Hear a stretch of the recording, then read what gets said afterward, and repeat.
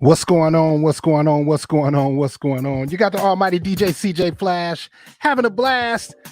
And we are, or you are, in tune to another live broadcast of I Remember That Song. Here to tell you all about it is the man, the myth, the legend, Mr. Jerry Dub. CJ Flash. CJ Flash. Dominus. Ominous. Wait, do do it it one one more time. time. You got Dominus. Ominous. Father, mother, father, sister, brother. Or no, it's Father, Son, Holy Ghost. My bad. I got my Philadelphia International mixed up with my Jesus movement there. My bad. You on your gambling huff. Gambling Huff. Lord Gamble. God Huff. What's happening, man? It's all right, man. How you feeling? I'm doing good. What's your t-shirt say? Worlds? It says words fail. Music Hello. speaks. Words fail. Words just failed me. You're absolutely right. You're absolutely right. Well, we got some people here going to make me look better. Because we already looking good. They're going to make us look better, right? So you ready? Good. You're looking good, brother. Thank you very much. I thought I'd put on a tie tonight, you know? I see. Something different. And a vest. I see. Now, you can't tell that I can't button it, but halfway down, it's a COVID vest. It's all right, brother. It's all right. So New Year's coming. You got plenty of time to get your jumping jacks and your burpees in. So all that. So look, we are here tonight. I'm Jerry Dub. I'm your host of I Remember That Song, IRTS Live. We're tonight. We're going to give you a great show with Reggie Calloway, the founder and the leader of a great group that we all love, Midnight Star. Mm-hmm. And he's done a whole lot of other work too. So, CJ, you're going to take us all down that path. Absolutely. And we're going to enjoy it and have a great time. So, to get this conversation started, let's bring in some other folks here. Let's start out with Mr. Russell Gatewood. What's up, Big Russ? What's going on, man? Applause. I hear you, Flash. Got the applause. Got the applause. I hear you, Flash. And tonight, we don't have Brian. Ryan Nicole is still on maternity leave, and our friend Tracy can't be with us tonight. So there's only one person that can take the place of two ladies. That's your doctor, Dr. Dolores Thompson. I love that. Thank you so much. I am every woman. Well, in this case, you're every women because you're doing for two. She's the artistic director of the Oakland School for the Arts. She's on KBLX. She's a longtime radio host, and she's also your unsung lady. She's the unsung lady. So we'll be talking a little bit about that tonight, too. How are you, Dr. D? I'm doing great. Thank you guys for having me. I love the show, watch it all the time. So I am so honored to be a part of what y'all are doing tonight. Well, thanks. We've had you on here before. We're glad to have you back in here. So before we go any further, though, Russ, what's your t-shirt say tonight, brother? You the t-shirt guru? Today it is Brooklyn Circus. Oh. Brooklyn Circus. What is Brooklyn Circus. That's really cool. What's that about? My friends had a store in the Fillmore district. Mm-hmm. My man Gabe and all his cats over there, the Brooklyn Circus crew, they had it. It was a really nice storefront. It's gone the way of online, but it was a really cool storefront. Nice. Very grown man stuff. Okay. All right. I like it. You would feel right at home there, Mr. Dove. Because I'm a grown man, baby. I'm a man, baby. Yeah, you can go on there and get all your little Smeedy and Boys to Men vest and all that stuff. They got all that. Hater. You used to wear Smeedy. I'm not a hater. It's just your vest is kind of throwing me off there. I can't really. Yeah, like I said, if you could see it from like here down, you'd be laughing even more than you are right now. So. Are you saying you're wearing a vest, Dickie? No, bro. No. I never crossed my mind. No, man. So, well, look. I'm just asking. Look, we got a guest here that hopefully it looks like he just dipped out. So maybe he decided he didn't want to do this after all. But it was the best. It was the Dickie part there. So hopefully I'm waiting for him to pop back in here. He wasn't ready to be on here with a riverboat gambler. He wasn't ready. Wow. You sharp, Jerry. You sharp. Thank you. You always sharp. The Lord, believe me. If I was taking fashion tips from these guys, I'm disappointed. There's no room for a brooch on a vest. Thank you. Well, these do have lapels on this particular vest. Oh my God! A vest with a lapel. You know. I'm sorry. That's right. A vest with a lapel on it. Wow. Reggie Calloway, please come back in here. We are looking for you so we can start this show. Let's do this. Let's tell people who are watching out there, hey, the Warriors are over. So you can tell your friends to come and watch us now. They time that out just right to where they finish the game. And if you haven't seen the game, you probably already know it. Yeah, it's done. Steph took care of that early in the game. So good for that. We are going to be talking to Reggie Calloway. Like I said, he's the founder and creator of Midnight Star. He's done a lot of work with a lot of other your favorite artists, probably a lot of songs that you don't know that Reggie Calloway was behind. And we're going to be having a lot of fun with him tonight. Just waiting for him to pop back in here. Tell your friends to join us on YouTube. We're also on Facebook Live. We're on the IRTS VIP Lounge page. We're on the IRTS Live page. And we're on my page if you want to just go to Jerry Dub. All right. You guys got it all up on your pages as well? Yes, sir. Yes, sir. I think so. Okay. All right. So look, this is getting to the point where I'm waiting for this, brother. So Dolores, tell us about Unsung. What you've been doing on there? I know it's all like top secret stuff. You're not allowed to tell people what you're watching and all like that. But what can you tell us about the coming season? Well, this coming season is going to be full of a lot of specials. They're veering off and doing special series. So I actually shot 3 different specials that I want to talk about so bad because they're so hot, but I can't. But it's going to be great as usual. Unsung always picks the best of the best artists to feature. And of course, you're going to see some more Bay Area people on Unsung. Nice. Okay. All right. Yes, That's good. it's That's good. our time. That's good. That's good. That's Did they get my request? What's your request? My request was Unsung for Hoppy and Smitty.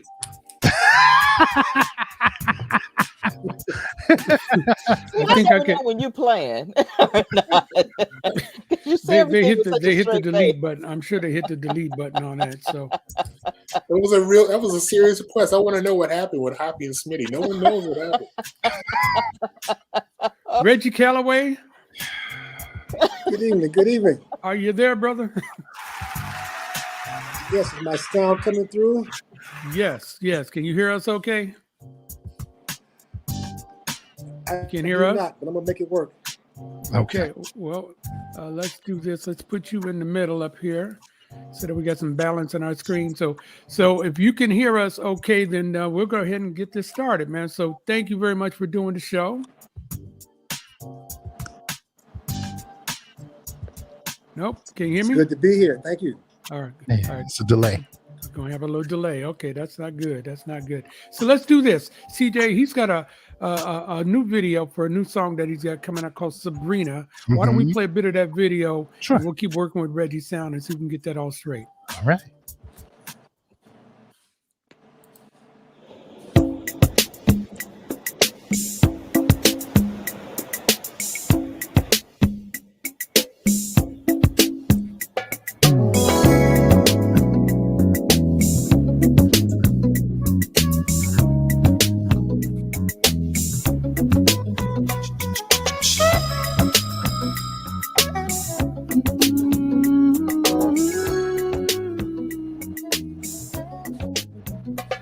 I met a girl, her name was Sabrina. She wore rubies and pearls down south of Somalia. It was a hot day, but they were not real. They were made of stone, a shack of straw. She called her home, Sabrina, Sabrina.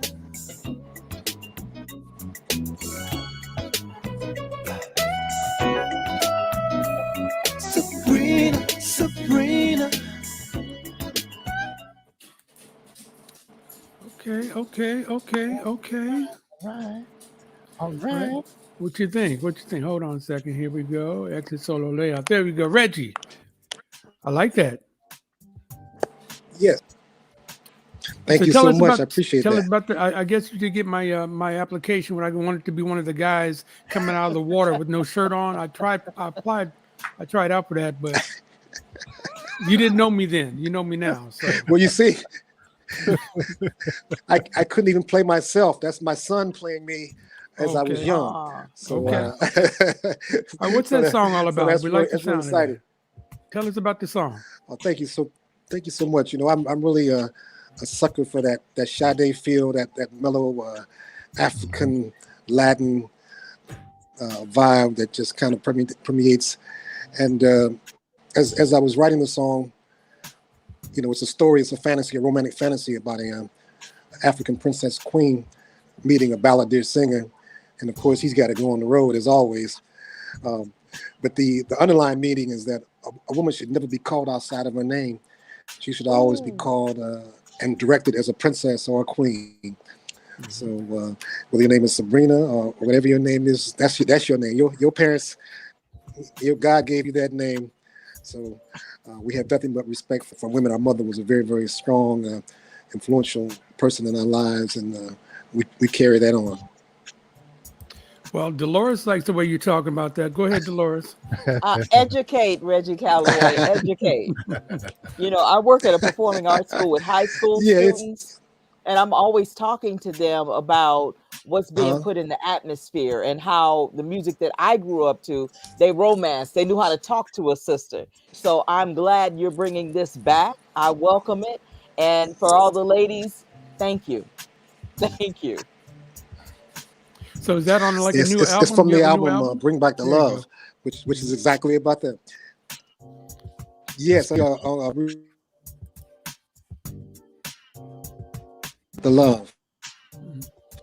Okay. All right. So it looks like we're gonna have a little delay here. So let's all get our timing down so that we give you like a half a second to speak and vice versa. So we're not talking over each other. So, but we'll work our way through it. Okay.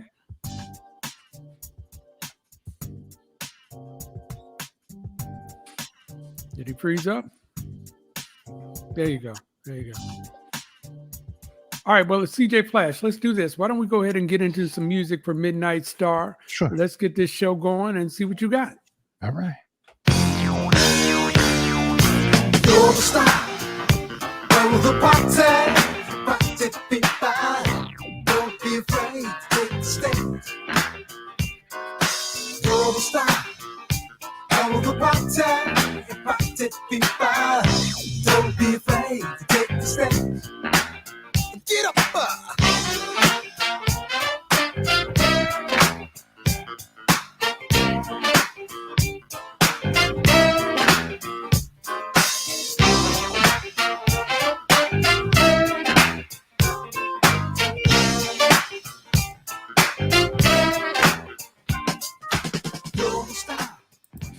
All right, so that must have been in the early days of Midnight Star. What is that song, Reggie?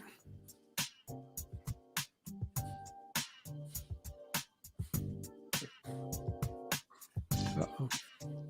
Can't hear you. Have you got it muted? Can't hear you. I don't want to speak for the brother, but you go ahead. Hey, Reggie, try to log out and come back again. Go ahead, Russ.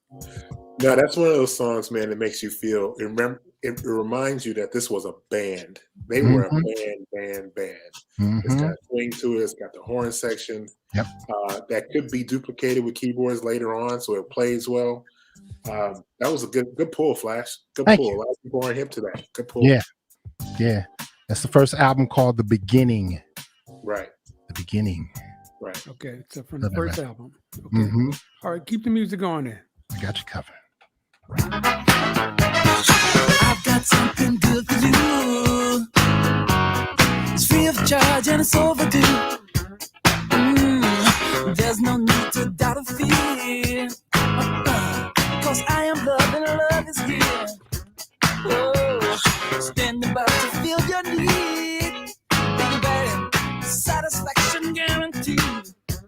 Good man, if you don't believe I can satisfy, yeah, then take a chance and give love a try. Now you will find I'm not the kind of man who only teases you. You move all day and move all night until you tell me, baby, that we are through.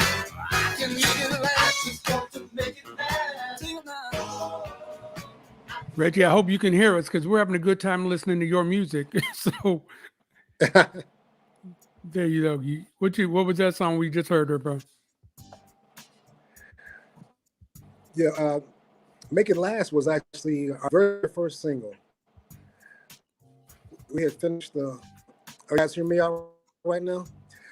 So we had It's a little bouncy all over the place there. It's kind of bouncing a little bit. Mr. Griffey, so I think we need one. And he said, I think I have the producer I want to use on that song. I'd like you guys to work with Don Silvers. And we're like, oh, we would love to do that. And he said, so send me a song. So we didn't have the access to the studio, so we went back to the house and recorded the whole song with pots and pans and spaces and acoustic instruments and singing all the musical parts. Made a cassette of it, sent it in to Mr. Griffey. He said, that's it, let's go cut it. So we began to work with Leon Silver, started a ground to learn.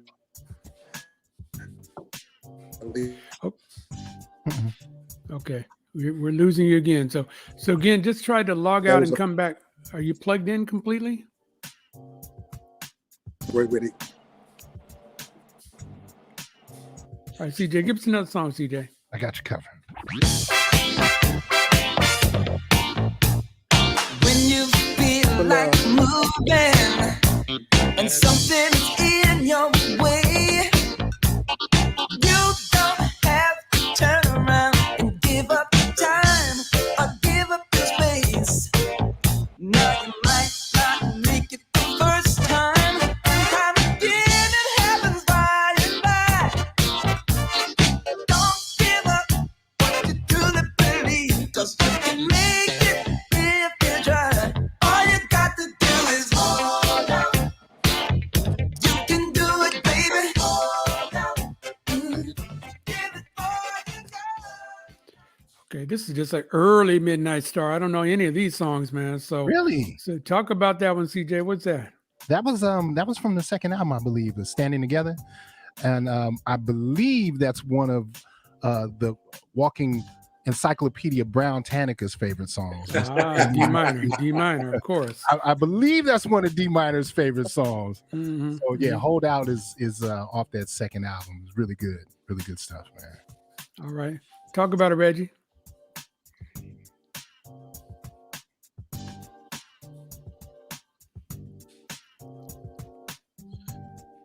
Reggie, go ahead, Reggie. I love live television. Yes. Let me do this. I love it. CJ, just y'all talk amongst yourselves. Reggie, I'm about to call you, and we're gonna get this all straight. Okay. So I'll be back. Okay. Yeah, man. So that album, the second album was Standing Together, if I'm not mistaken. And so we had the beginning. That was the first album. Second album was Standing Together. And then, of course, you know what's coming next after that. So Right. we'll get to that for sure. So I had to do some research because I wasn't as hip to his discography as far as pieces that he was writing on, and it was interesting to see. I didn't know. I went down a whole rabbit hole, man. I didn't know about Peter Frampton. I had no clue about Peter Frampton. No, I didn't know about Natalie Cole. I hope we get the connection back because I want to hear about Natalie Cole. I want to hear about Peter Frampton. Sunchild. I want to hear about that band because that music is dope. Mm-hmm. It is really, really good. And the stuff he did with Jesse was more like Motown stuff, that I didn't even think was in his wheelhouse. So I really hope we can get him back on so we can talk about a lot of that early stuff because I had no idea his career went back that far. I'm not as learned as Dolores and Encyclopedia Brown can. So that's the fun part about this show is that every week I'm going to learn something new.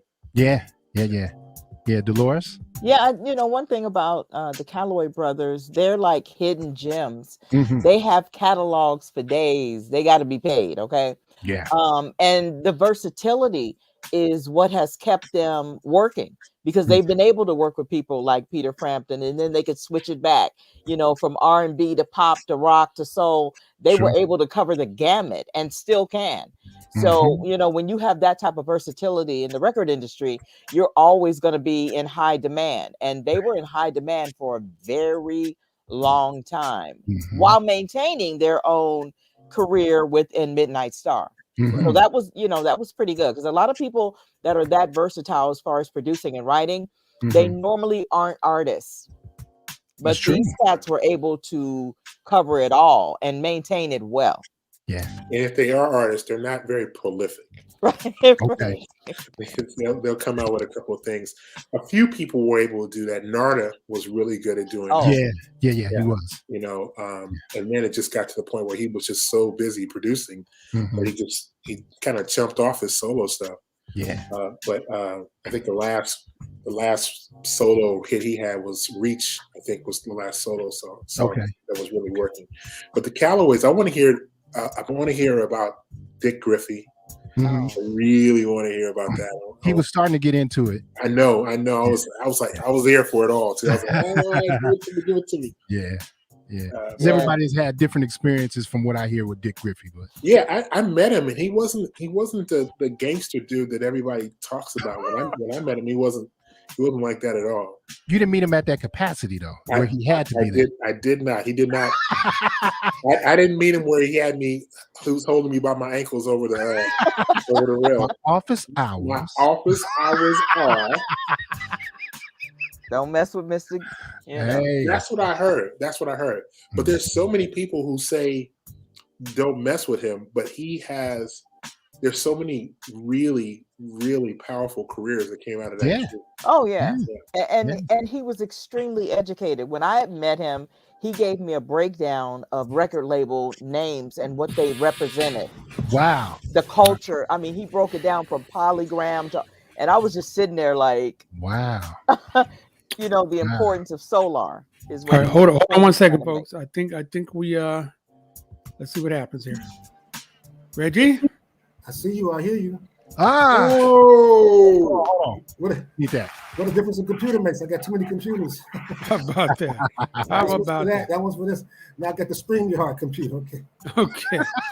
So let's start all over again by saying hello to Reggie Calloway, the founder and leader of Midnight Star. How you doing, Reggie? I'm doing great. It's good to be here. Yeah, man. Thank you for your patience and everything like that. And I'm glad we could work this out because we got to celebrate that music of yours. Now, we already played Sabrina, your newest song that you got out. You said that you wouldn't let me or yourself be in that role of walking out of the water with no shirt on. So what we're going to do. Now, if you go back to my Bring Back the Love single, which is from the same CD, then I do walk out of the water because I'm this beach lover, but I have on the white satin shirt. You know how it is, dude. Yeah. That would probably be me too. That would be me too. You two brothers with satin shirts on the beach. I don't know about that. And what's the problem with that? Okay. Let's do it at the club with Terrio. I don't think that's the right material. What's the material I'm thinking of? Okay. It's cotton. That kind of thing. There you go. Well, mine was satin. I don't know about yours, but mine was satin. I didn't have it right.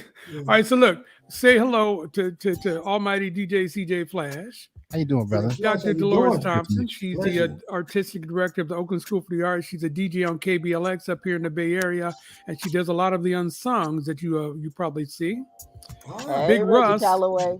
Big Russ is a DJ, a music doing connoisseur. 3 of those, so I appreciate you. Yeah. Okay, good. And Big Russ is a DJ, music connoisseur, a t-shirt guru, and he's got a lot of jokes. So I hope you've got a good sense of humor.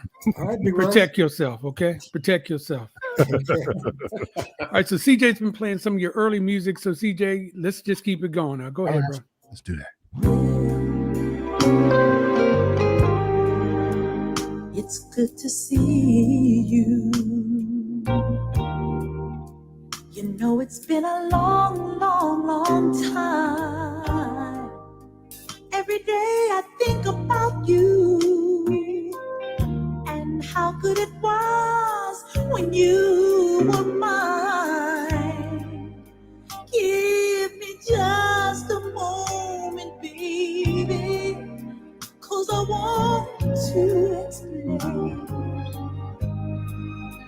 Why it rains when you're not with me, and when you come round, the sun shines again. I just wanna be with you, stay with you.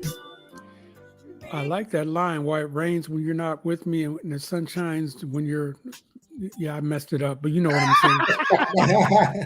That's a beautiful song, but that's Belinda singing, right? Yes, Belinda just has that voice and that patience and that timing. She's just a consummate pro. When we picked her to join the group, it was some pretty easy choice because in college you had to do what they call seminars where you perform in front of the faculty and the rest of the students. And Belinda would perform weekly, but in every different genre. She'd do jazz one week, R&B. Of course, classical was the main thing, but then she'd do gospel, and just totally versatile and a hard worker that never quit. In a band with all guys, she's just a trooper.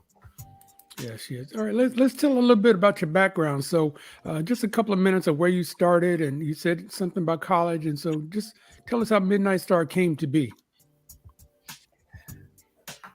Well, growing up, loving music and having it around, we had a piano in both grandparents' house, so we could kind of tinker, express ourselves, not really knowing what we were doing, but I had two uncles that played piano.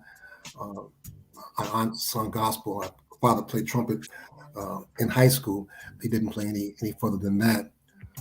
Then my mother would, when she took us to church, she'd go sit in the choir, and we'd sit in the congregation, and she'd give us that look if we were acting up. So, it was great. But just going to elementary school and doing the talent shows, and getting bit by that bug of the ladies screaming and the crowd, giving you that little push that you can do that. But that led to doing the talent shows and being in the different bands through high school. My biggest high school band, we left and went on the road. Ended up in Las Vegas after traveling from Cincinnati, Ohio, every Chitlin Circuit place along the way. Upon arriving in Vegas and doing a couple of weeks there, it occurred to me that I needed to get more education because I wanted to be a songwriter and I wanted to do original music. I didn't want to just continue to do the top 40 songs off the chart. When I heard Sly Stone's In Time, it was about time for me. And went to Kentucky State University, joined the band there called Funkified. Came back in the summer for my own jazz group with my brothers called Sunchild. So in the summertime it was Sunchild, in the fall it was Funkified with the marching band, the jazz ensemble, and studying music and all that stuff. But after a couple of runs of that, and the band's always breaking up between seasons, I said this year I want to go back and form one of the greatest groups of all time. And that's when I brought all the members of Midnight Star together, starting with Bill Simmons, who was also a part of Funkified and also played with my brothers and I in Sunchild. So he was an obvious first choice. And then we went through and picked Kenneth Gann and Jeffrey Cooper for the rhythm section. Bo Watson was a freshman that year, came in, and he was outstanding. I said, Bo, would you like to be in the band? He said, yes. The next day, Bo says, I don't think I can do it. I said, what do you mean, Bo? He says, I promised my friend Melvin that we'd be in a band together. I said, well, what does Melvin play? Guitar, bass, drums, and sings. I said, well, let's check him out. And we brought Melvin in. Of course, I mentioned Belinda as well. And then later added my brother Vincent, who left high school early just to come and join the band. Wow. Mom let him do it. So he came and joined the band. We recorded our first demos and sent one to Motown, and Motown said, come back in 2 years. Wow. 2 years later, we went to New York and got discovered, and later signed with Solar Records and Dick Griffey. So Motown missed out, or we missed out on Motown, but no one was stuck with us like Solar did. So we're just so happy and proud to be part of a legacy like that.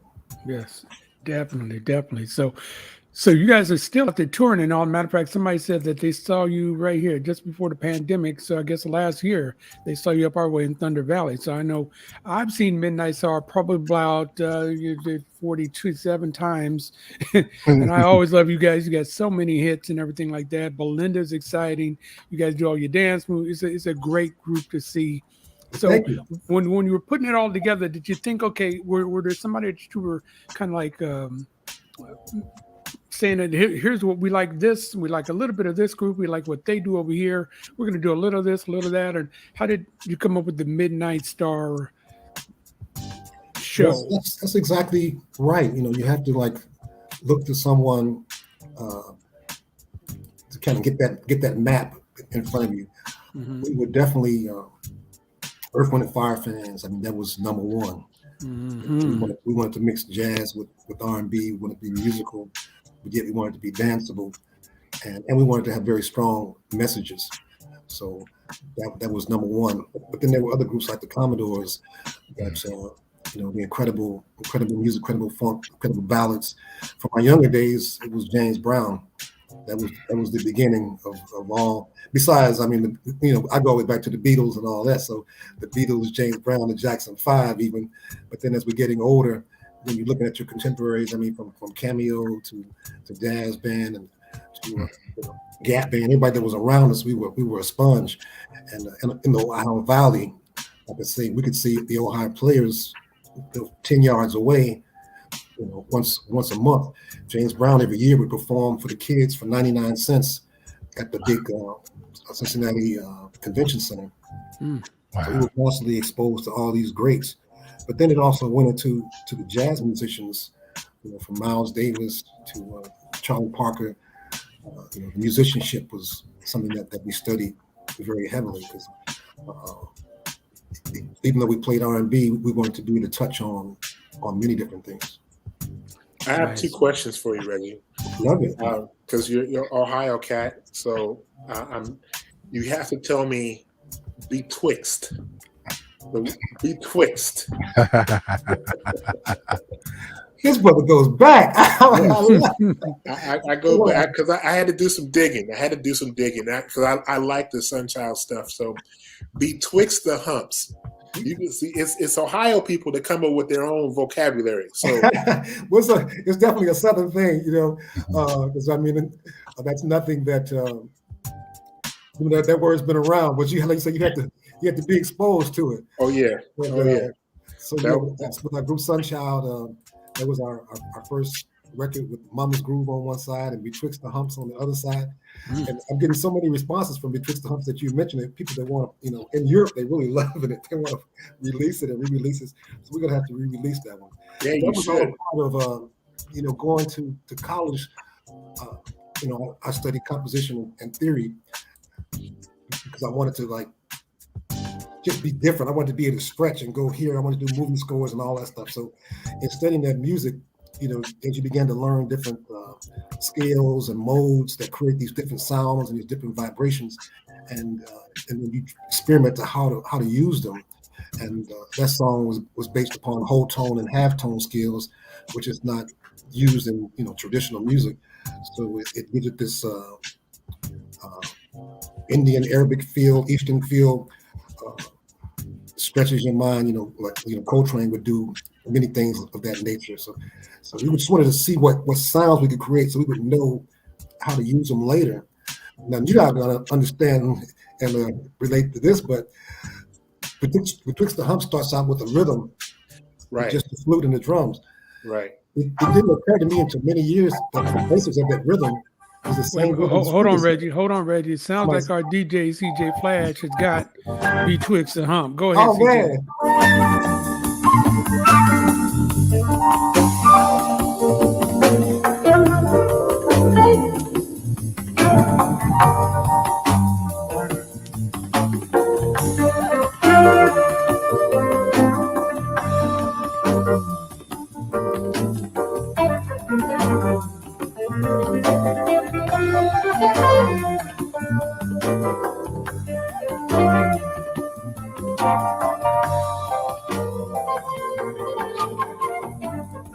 So it's so cool that you said it, that you were thinking about music theory, like because it plays like a score, especially how it actually changes tempo, midway through. So it's cool. So I'm glad we got a chance to touch that.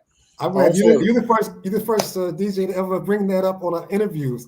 So that was so cool. You're on the right show. You're on the right show. We're doing Jerry, we left Midnight Star in 1986, and then began to produce other acts. And then around 1989, we formed Calloway with more hits after that. So, but you're going all the way back to the very, very first record. And that just blows my mind. So I think I have one around here somewhere. I have to pull it out. It's on a 45. Wow. Yeah, we're going to work our way back to all your latest stuff, but that's what we like to do. Just like I said, just see what the beginnings were, and that's a long way from No Parking on a Dance Floor. So, I got one more question for you. One more question for you. Now I'm gonna leave it alone. This is very important. Bearcats or Buckeyes?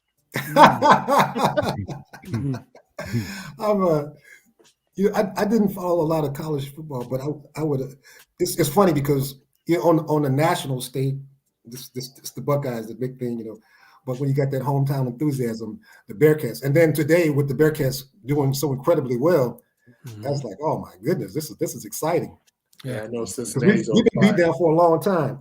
So you got the Bearcats and the Bengals are doing pretty good, but they have a little losing streak going on. We had to correct those little errors there.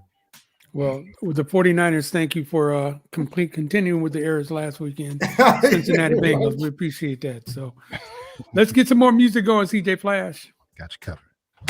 Midnight and you're lonely, girl. Love is overdue. The darkness of a broken heart has cast a shadow on you. You're so tired of hurting. You want a love that's certain. You want a love that will last. Yeah, I'm hard from it.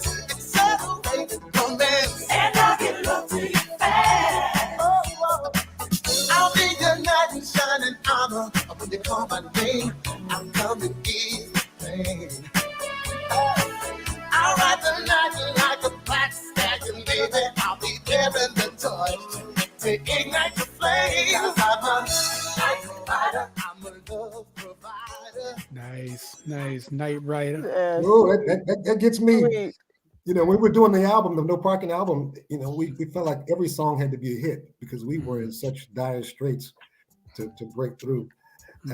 And when that song came across the table, what a beautiful feeling. My favorite part of it is that guitar. Jeffrey Cooper on guitar just makes that thing just scream. It just rides. That's riding music right there, y'all. You're right. So I have a question for you. You said that in the beginning you worked with Leon Silvers. At what point did you guys start producing your own music? So this nice little transition that's going on in music and in the Solar family. So like I said, the album was finished. Dick Griffey says, I need one more song. What do you guys think about working with this young producer named Leon Silvers? Like, Silvers family? Are you kidding me? Let's do it. But so Leon did Make It Last on that album. And then it was time for the next album, Standing Together. And so we said, we'll have Leon do the whole album. So we're doing the whole Standing Together album. And we get down to the point where most of the songs are finished. Leon's in a group called Dynasty. And they're getting ready to go on tour to Africa. So Leon's like, I got to go on tour with my band. I can't stay here and finish the album. Reggie, you got to finish the album. So that's how I got kicked into the producer's chair totally. I was always sitting there listening and learning, but I got a chance to finish that album up and finish the mixes and then really get bit by that bug. At that point, we recorded those first two albums in Los Angeles, and we were exposed to a lot of the greatest LA studio musicians and that whole vibe. And that's one thing that Harvey brought. We could really study Earth, Wind and Fire. We used Earth, Wind and Fire horns on some of our albums, some of our songs, and just to see what the difference was, just to see what was happening, just to see how to make a record, how to make a great sounding record. And then so the third album, Dick Griffey says, Reggie, why don't you and the guys go do this album yourself? Go back to Cincinnati and dig in. and let's go at it again. So the third album was called Victory, and that's when I began to really produce. And that album was called Produced by Reggie Calloway and Midnight Star. After that, had the pleasure of meeting with Quincy Jones when it was time for the New Parking album, and went to a Quincy Jones concert in Indianapolis. And Leon Burnett, who was our road manager, was a dear friend of Quincy's, took us backstage after the show, and Quincy talked to me one-on-one for about 30, 40 minutes.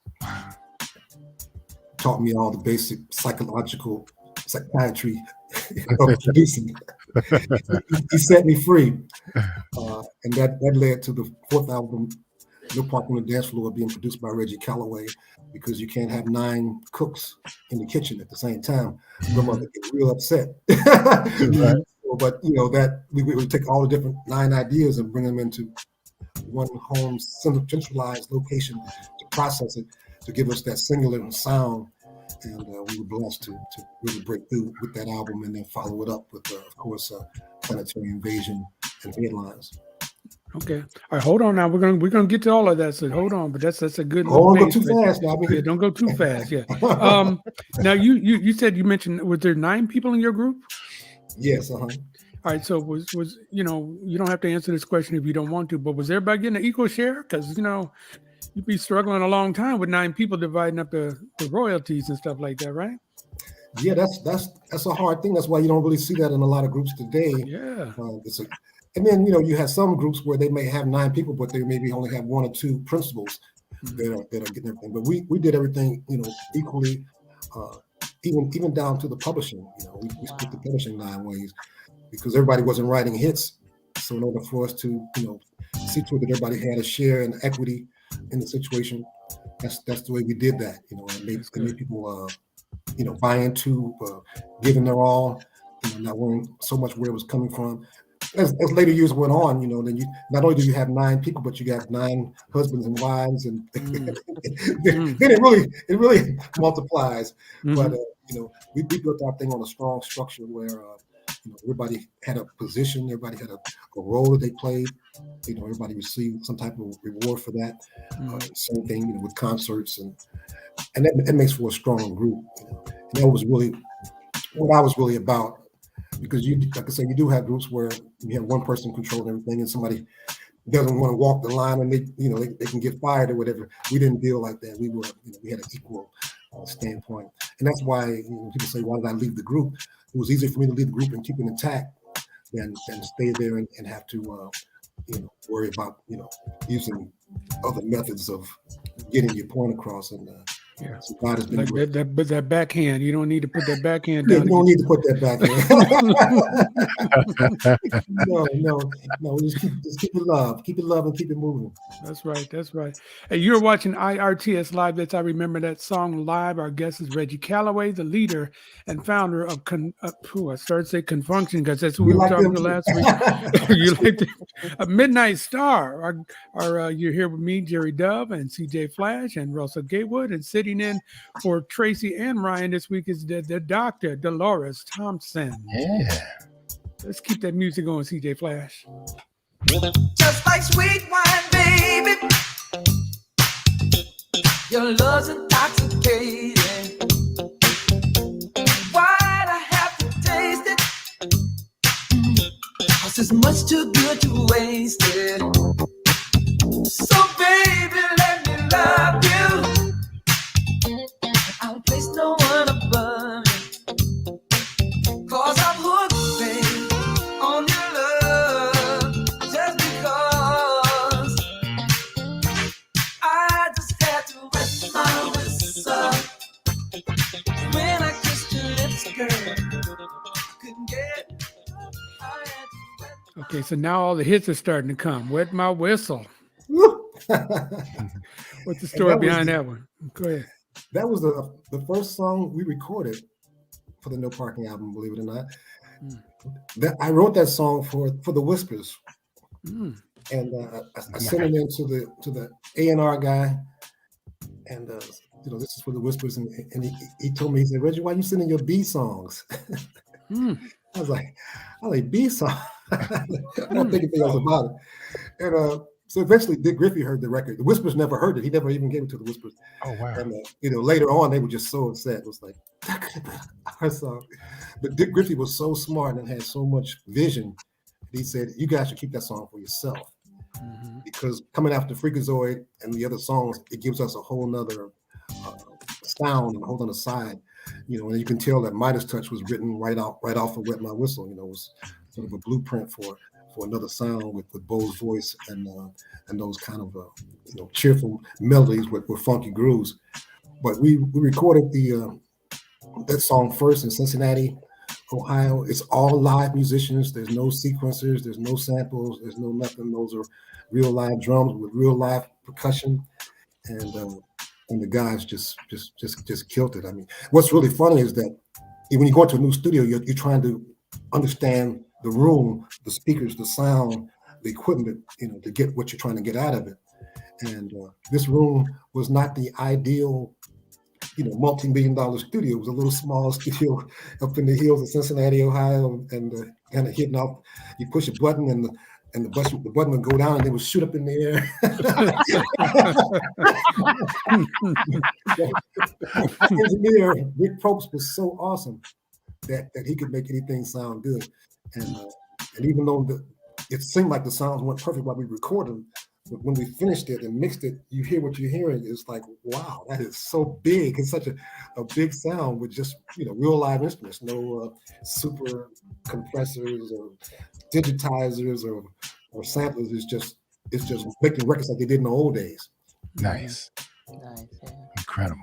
That must be another reason why you guys are so good in concert and just live, because you're playing with live instruments. You don't have to recreate anything. What you hear in the studio is what you can hear on the stage. That's right. So many groups today, because of the economy of it and the logistics, are playing with live track. They're playing with musical tracks behind them. They're playing over top of that, as opposed to it being all live.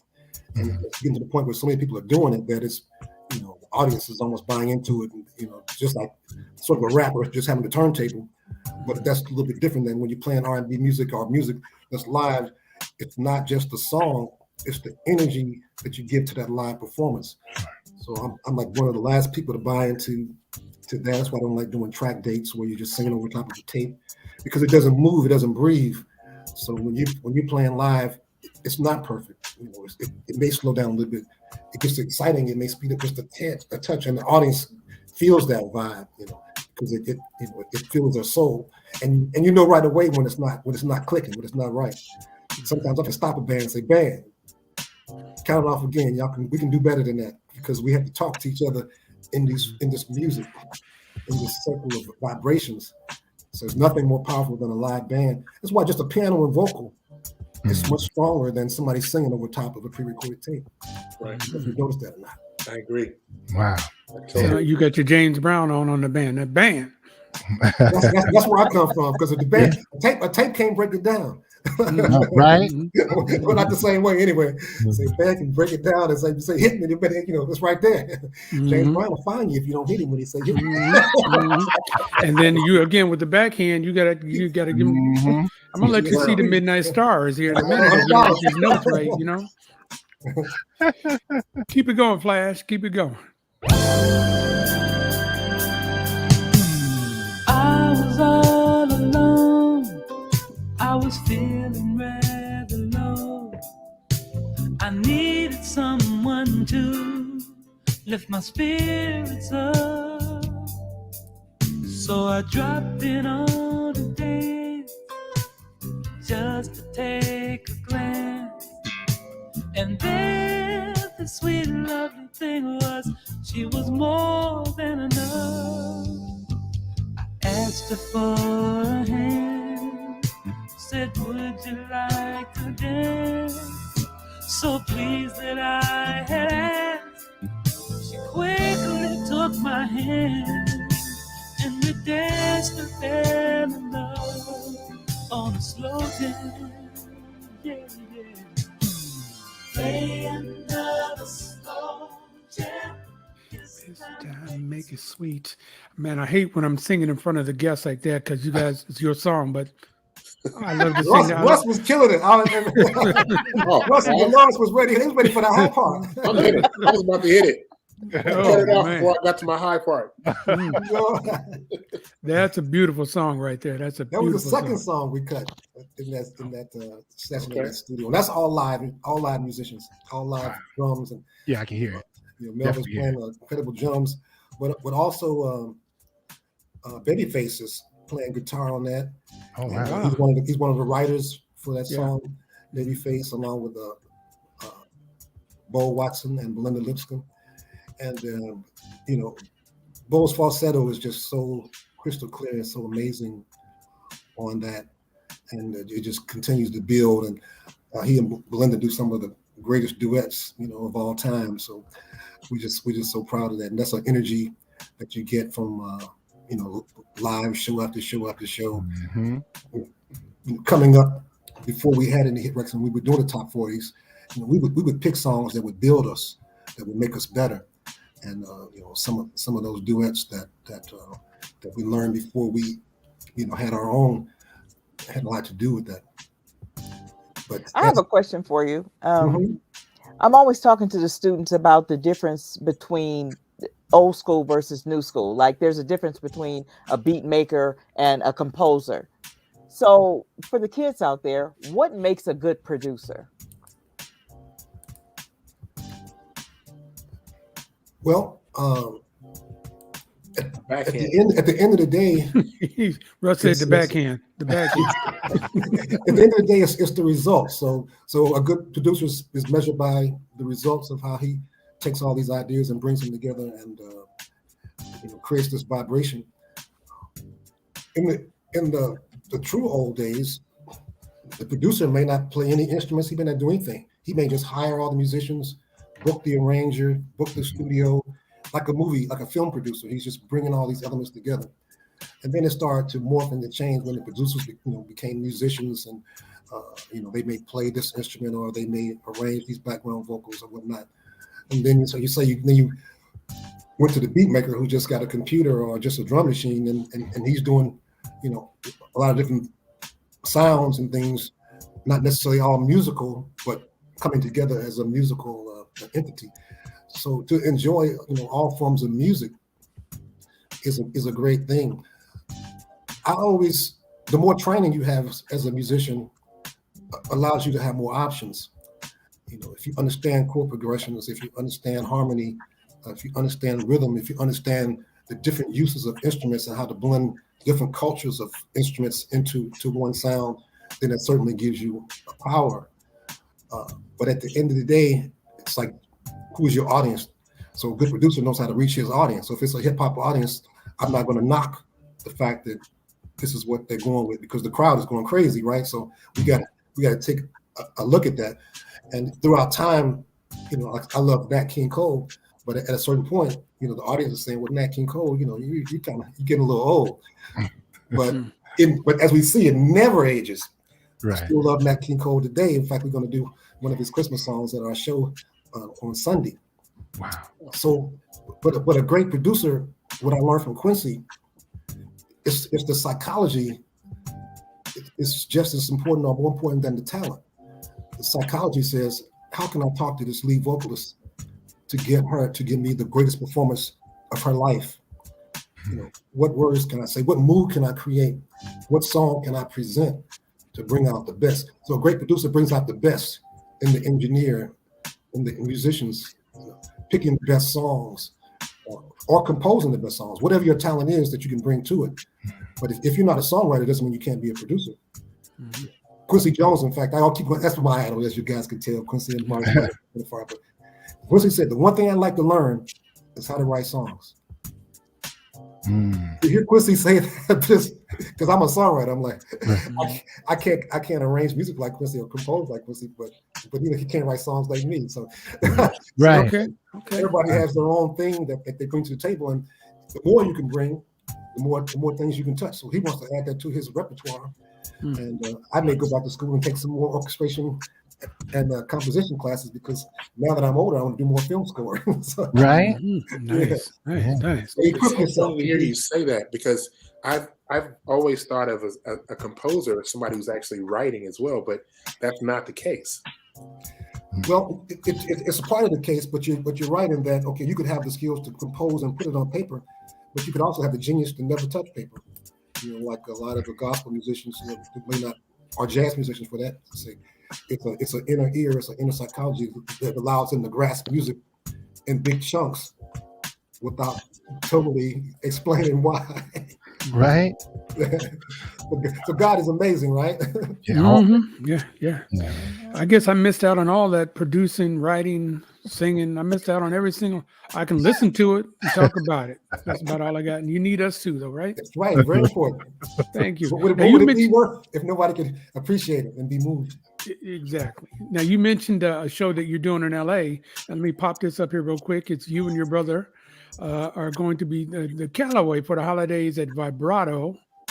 And we had some discussion before you came on if it's Vibrato or Vibrato. Sunday, December 19th. If you happen to be in the Los Angeles area, go check the guys out. 2 shows, 6:30 and 9 o'clock.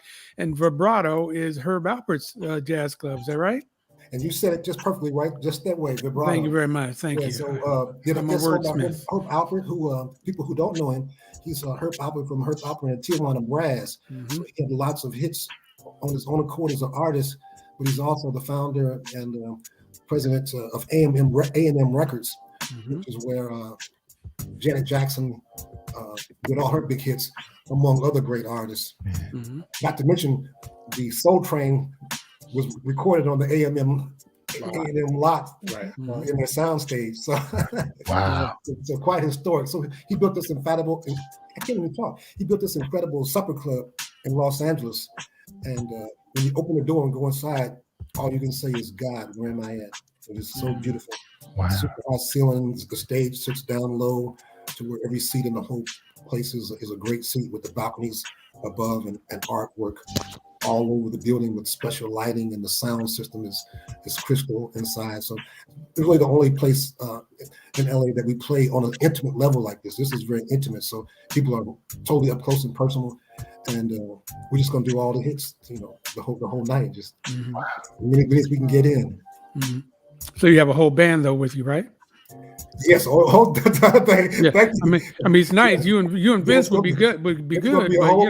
But, we can't go from 9 to 2. So we'll also have some different Grammy nominees and Grammy winners present that night, and a lot of record company executives, and special guest appearance by one Grammy nominee that will join us on Sabrina, playing solo violin, and she is Lily Hayden. She's up for a Grammy for this year. She is totally amazing. I can't even wait to do it. We won't rehearse until sound check, so it'll be just fresh. Nice. All right. So once again, let me pop that up. It's Calloway. That's Reggie and his brother Vincent and more. Calloway for the holidays at Vibrato, Sunday, December 19th. If you're in LA, give them a call, get some reservations, go see a great show. All right. Back to the music, CJ Flash. I'll be a freakazoid. Come on and wind me up. I'll be a freakazoid. Come on and wind me up.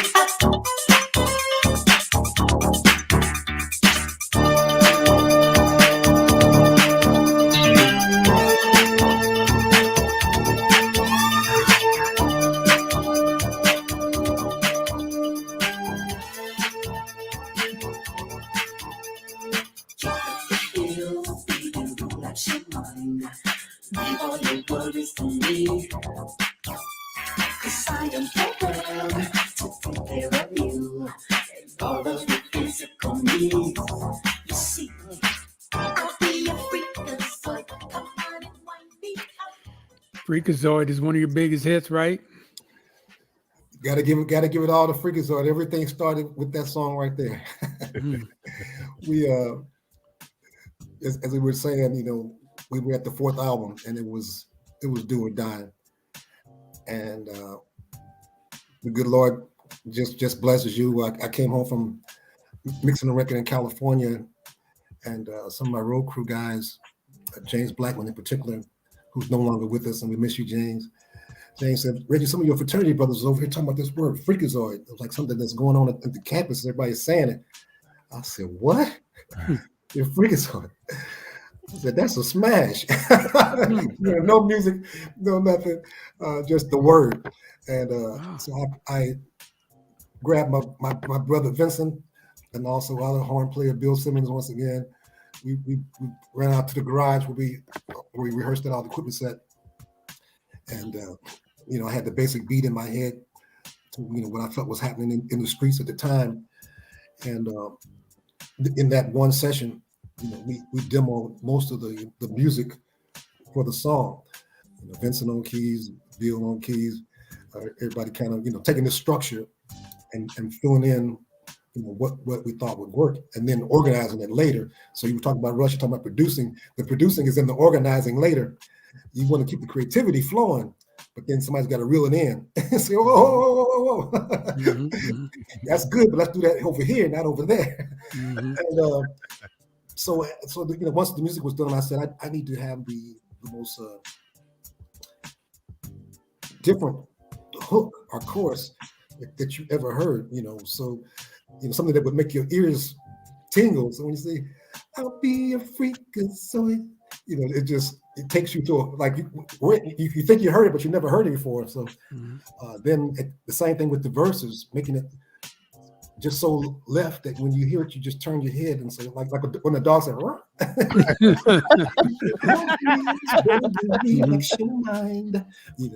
just like, whoa. And putting that song together, taking it into the studio.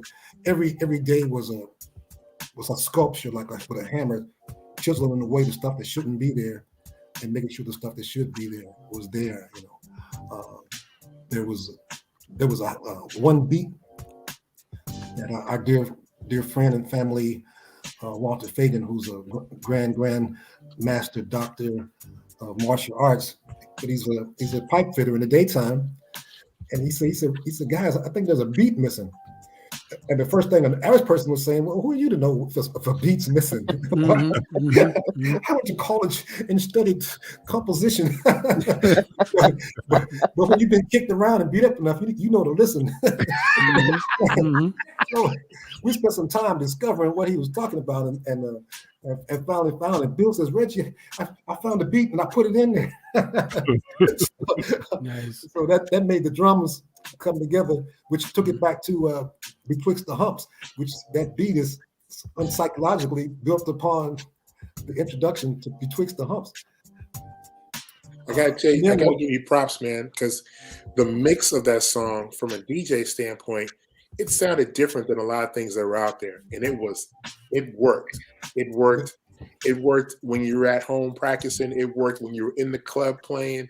That mix was ridiculous. Do you have your hands in on the mixes as well? Oh yeah. I'm always there for the mixes. And then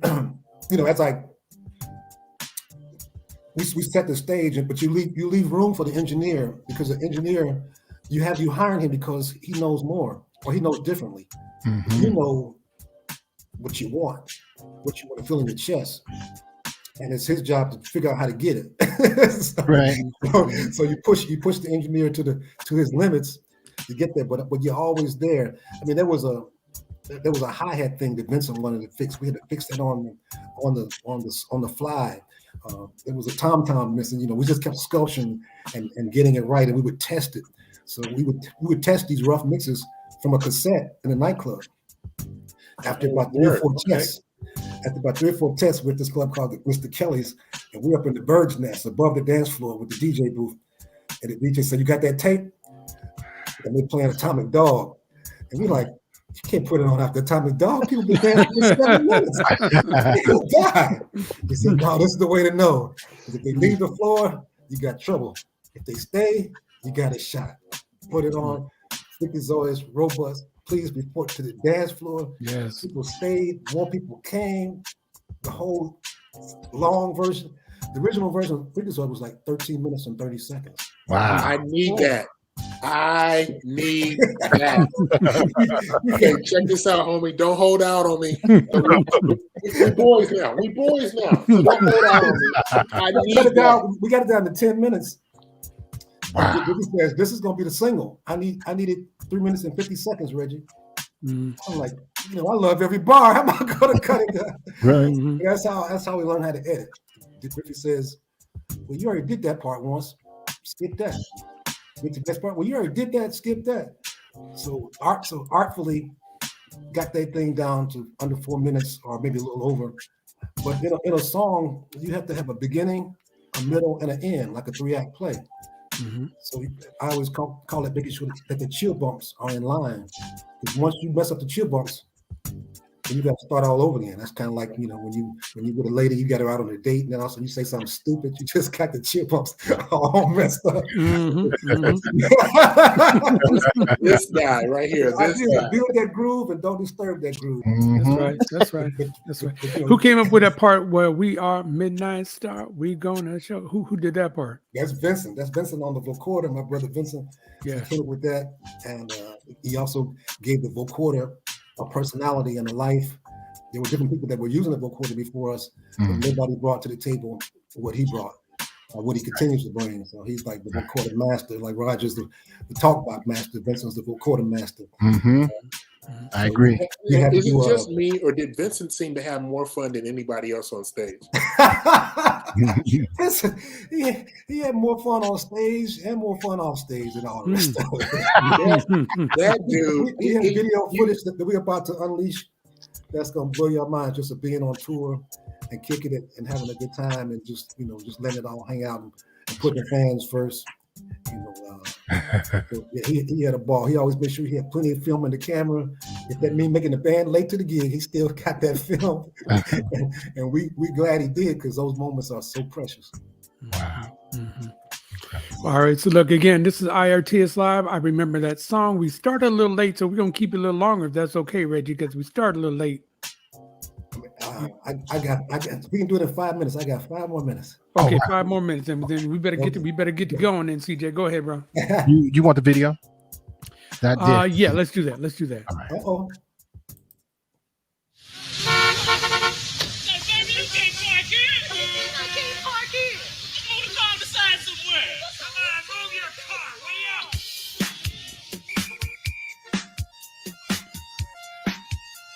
Excuse me, madam. You're standing still in a no parking zone.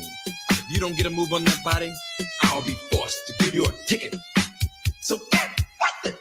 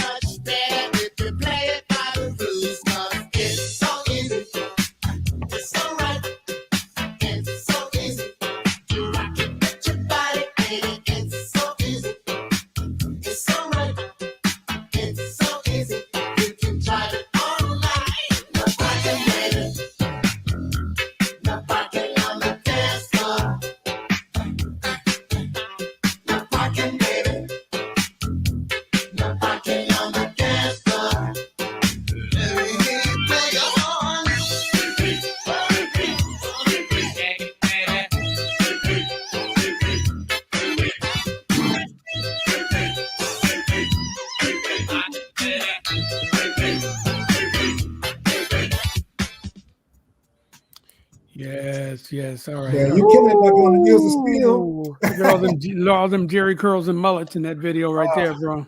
So Dolores, did you notice that Bruno Mars had on my shirt as his pants, and my pants as his shirt in the Uptown video? Right? Yes, you were way ahead of your time. And Bruno Mars. You can check that out, right? Yes, very much so. So that's like your biggest hit? We're gonna do a part 2.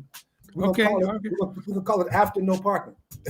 I love that. We can do that. If we could, I would love to, because you have all the Calloway stuff and all the Oh, yes. That would be hot. Yeah, So we had please do a part 2. Well, see, now you know how to get to us, so we can. Yeah, we know I'm gonna exactly use what this to do. computer. And I'll Yeah. continue. But yeah, so we did Freakazoid, right? And Freakazoid was knocked out all these doors and opened up all these things on the tour, and we did a video for Freakazoid. And they told us, we're going to fly to Cincinnati and shoot this video on y'all because there's too many of y'all to fly to California. We don't want to spend all the money. We just send a crew in. Don't worry about it. We're going to bring costumes for y'all. We're going to take care of it. The crew came in. We were like, okay, where's the costume? What's the concept? It was just, it was not to our liking. We got through it and we did it and we expressed ourselves. And at that point, Mr. Griffey, we must feel like I'm going to make it up to you because there's no parking on the dance floor video. Y'all gonna be totally involved. You'll have everything to say about what we do. You get to pick the crew, the whole deal. So this video, we helped with the storyboard as they call it. All the costumes, the whole thing. But they went above and beyond. They blocked off a whole city block in Los Angeles, California, and we're out there filming at 10 o'clock, 11 o'clock, 12 o'clock at night. With daytime scenes. And they spared no expense. We had the Rolls Royce, like in the album cover, was on the set. We had 6 or 7 Soul Train dancers in the audience with a Prince imitator, Michael Jackson imitator.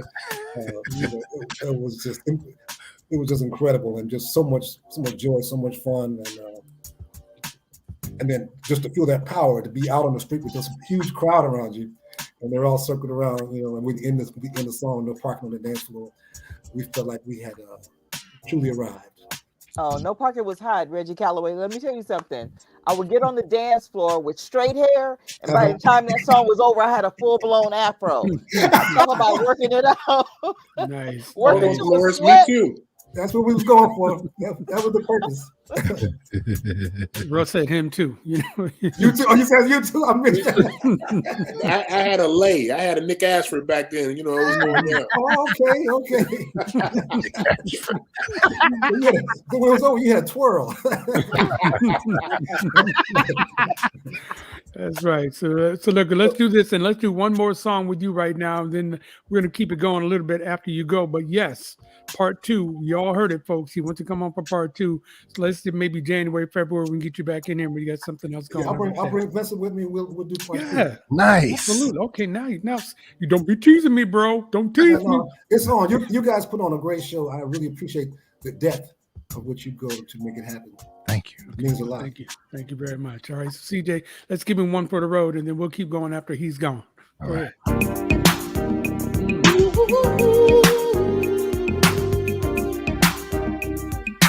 I really gotta have you, 'cause what my body feels I can't take away.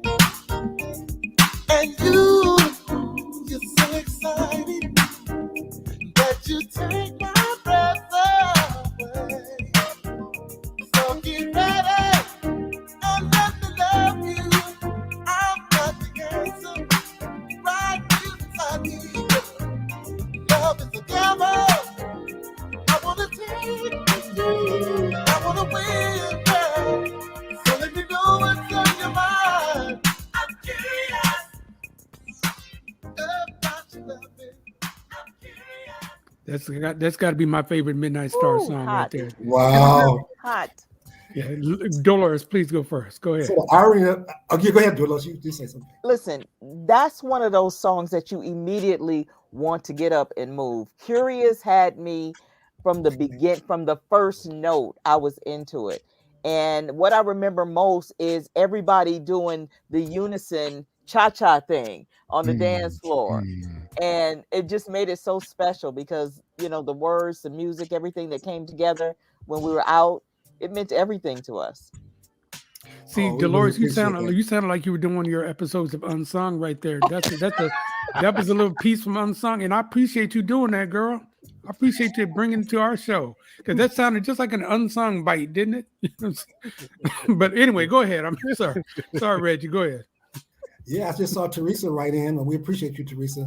Thank you for that. Thank you for that too, Dolores.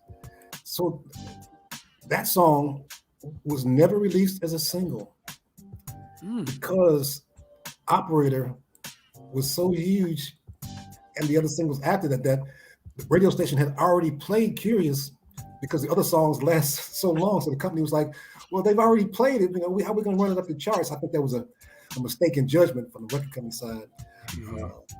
But no, that means that the song was just so powerful. And we had a similar song. Electricity was the same way. Oh man, By the time Freakazoid had finished doing all that running and no parking, electricity never came out as the same. Or Slow Jam for that matter. So we've had some interesting things, but Curious was just fresh. You take that Marvin Gaye easy feeling, and Melvin's voice is just floating on top of it, complete with the skit on the introduction to set the mood and to tickle your ears and even to end it. The curiosity never hurt nobody. You hear about what it did to the cat. Sure brought him back. So it's just you tell a story, then you just capsulize it and put some bookends on it. But so we'll be performing that one and all the rest of them on this Sunday and at the rest of the shows, and we're just really looking forward to it. And we want to thank all the fans for making all those songs so big. We do our part 2. We'll get to some more. Yes, it's exciting times, and just so thankful that music has been a part of our lives, and that we've had so many great people around us. And I want to thank my brother Vincent and our mother who passed away at Christmas Before Last, and just still with us on the inspiration tip to keep on doing what we're doing. We have new music coming. Also, I have a especially finance company called Sound Royalties that I'm the director at, which we are an advocate for artists and musicians and getting them paid. Yes. To do that, we actually do royalty advances for those that are receiving royalties and they need money today. We can make that happen, so they don't have to sell their rights, so they don't have to give up their legacy or give up their inheritance that belongs to their children. So we're doing big things, and just really, really proud of that. That's powerful. It's like that commercial. It's my money, and I want it now. That's right. That's right. Yeah, definitely want to talk about that. Definitely want to talk, because I want to understand that whole royalty thing and how you hear all these stories about these artists making all these big hits and getting checks for $112, after making millions of dollars on it. So I need to hear all that from you, Reggie. We'll do it. Part 2, my friends. Part 2. All right. Part 2, I do want to get your opinion about hip hop and how it. Did you embrace it or did you deflect it? We want to talk about it. Well, I got one for you right here, Russ. Curious is our most sampled song. Mm-hmm. Yeah. Yep. So what's the latest sample to Curious? Or what's the biggest sample to Curious? The biggest sample isn't it Rakim? Eric B. and Rakim is the biggest, right? No, I thought Lil Duval was the biggest. There you go. I think Lil Duval is the biggest, I believe. I'm gonna check out the Eric B. and Rakim, but yeah. Reggie was saying, "Wait a minute, I didn't get that Eric B money. Hold on a minute. I didn't get no royalties on that." You know what? Now that I think about it, that might have predated the laws for that. So I see that. I see where you got a check coming from somebody. We're gonna go back and revisit that one. There you go. But Lil Duval and Snoop, that was all worked out. Sort of after the fact, but it got worked out. So. That's probably our most sampled song. Yeah, so we definitely embrace all forms of music when they follow the rules. Hello, come on. Yeah. That's what's up. Well, we definitely going to get you back, brother. I will be in touch with you and see if we can set something up in January. How about that? Sounds like a plan. Hey, yo, I'm not letting you off the hook. Send me that 13-minute version, bro. Even if I have to bring cassette deck to the club, I'm playing that. All right? I need that. Don't leave me hanging, brother. Boy, there's so much tape on the walls. You should have seen me in the room. Back then, you had to cut the tape. You had to and then hang it up like laundry so you know where it was and mark it. This is the bridge. Yep. That's the word. Yep. That's Wow. All right, y'all. Okay, Reggie. Thank you again very much, brother. We have a great night. Happy holidays, brother. A great holiday, and we'll see you in January. Okay. Bye, Reggie. Happy holidays. Have a good show. All right, man. Yeah, you just hit leave studio. How about that? All right. Bye-bye. I got you. Bye-bye. There you go. Okay. Oh man. All right. We didn't even get halfway through. See? No. He had a lot of information to share. Yes, he did. You didn't touch on any of the songs he did for other people. So you got maybe 5 minutes left, and maybe we can give people a taste of some of the songs he's done for other people. How about that? Is this seat taken? I'm sorry. I was just in my head. I was in my head. You want to wait to touch those when because we'll talk about Calloway and then we can talk about his other stuff that he did. We'll do it next time. But okay, all right. I got one that I should have played. I wanted to play if we had more time. All right, go ahead. It was this.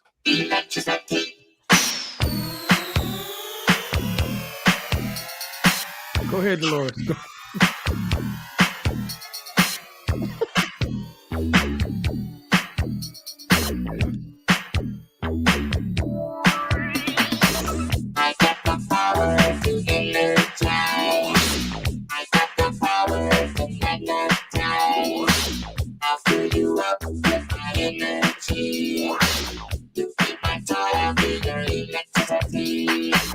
You got my head all wired up. It seems I never can get enough. My veins are running mighty hot. Feels so good, don't you ever stop. Nice. Yeah, That boy. Woo! You heard that, Yeah. That boy. Yeah, we're gonna get him back. Now that he knows how to line it up and how to get in with us. We're gonna get him back and do this right. So that all was right. a good interview. See, that's that music love that this kept show. a I sister in learned shape. something. Yes, learned a lot. What do you say, Dolores? I said that's that music that kept a sister in shape. Oh man. So Well, you couldn't sit but down. I saw you doing all this. Don't be messing around because CJ was a b-boy. So One of those songs for There's real. no such thing as was. or Once a still is. B-boy, Or, well, obviously always a B-boy. Dolores still is a b-girl or whatever that is called. But As a b-boy, that song right there was from bands, because the stuff that we normally listen to was the electro funk stuff, and those were from groups but not necessarily a band. But this one got to us while we were popping and strutting and boogalooing and that kind of thing. But Electricity was that was the joint. That was the joint. Still to this day, I'll cut that record up because I love it so much. It's dope. I would like to see you cut it up right now, sir. Maybe next time. Me too. Maybe. I'm sorry. Maybe next time. dance off. Maybe next time. I'd like to Dolores see you and do it right now. dance off. Maybe next time. I kind of like to see it myself. Maybe next time. Or you could tune in on Friday. There you go. To the world There famous you go. show. See I promise I'll cut it up on Friday. All right. I have a little bit more warmth. That's right. Hands are cold. I'll be there. Okay. All right. Well, look, Dolores, thank you very much for sitting in for us today. If you don't mind, we might have to bring you back when Reggie comes back. Absolutely. I would love to. How about that? Please. Tell us what you're doing with the Oakland School for the Arts, what to look for, how people can help. Maybe they want to get their kid into there. What's going on with the Oakland School for the Arts? Oakland School for the Arts is about to hold auditions for all of our various arts offerings, which is dance, theater, instrumental, digital media, vocal, and as well as visual arts and production design. So if you're interested, go to our website at oakarts.org and see how you can get your kid involved with what we're doing. We're even bringing in hip hop next semester, which we're going to have the world famous come in and teach the kids how to get down on the ones and twos. I'm super excited about new programming that's happening. That's going to include Big Russ and CJ Flash. So don't miss out on it. Nice. And we are a free public school. Most people think we charge. We do not. It's That's free. good that you added that because I just assumed it was a private school. So you do have to audition though, right? No, we're taking away the auditions for middle school. High school, you still have to audition, but if they're in middle school, bring them. Okay. All right.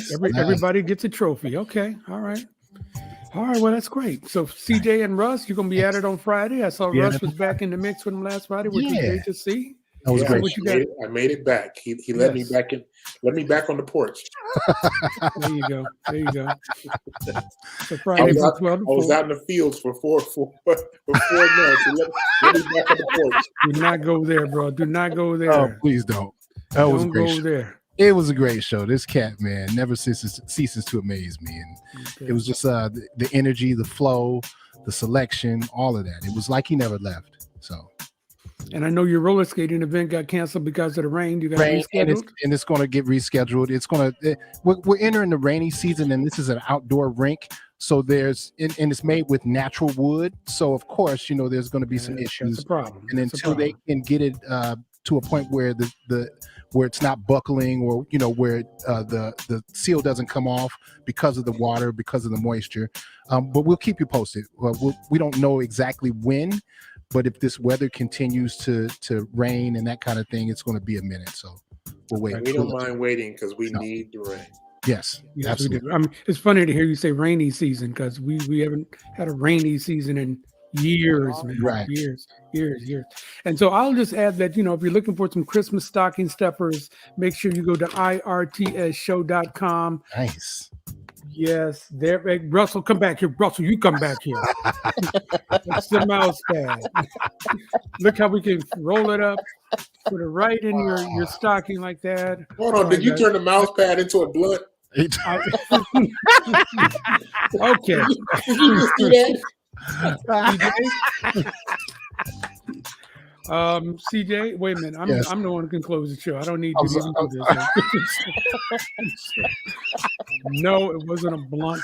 I was showing how it would fit into your stocking as a stocking stuffer. Oh, okay. Mugs, hats, all the things at IRTS show. Got some t-shirts. Go ahead and stop it. You guys are having too much fun.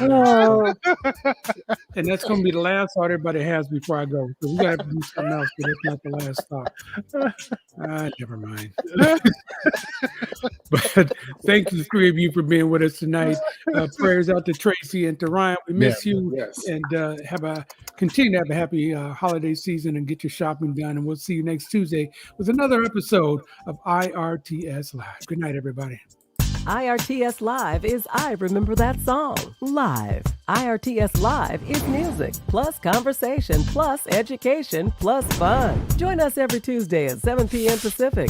Watch the IRTS Live team talk about music from your favorite artists. And we've got celebrity guests too.